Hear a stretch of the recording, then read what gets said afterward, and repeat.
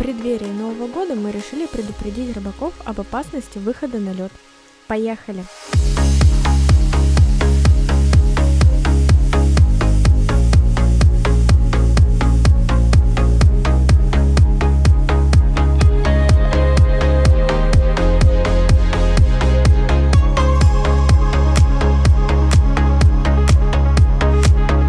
К рыбакам конкретно обращаясь, желательно, чтобы был всегда сопровождающий, который в случае, допустим, провала мог бы помочь выбраться.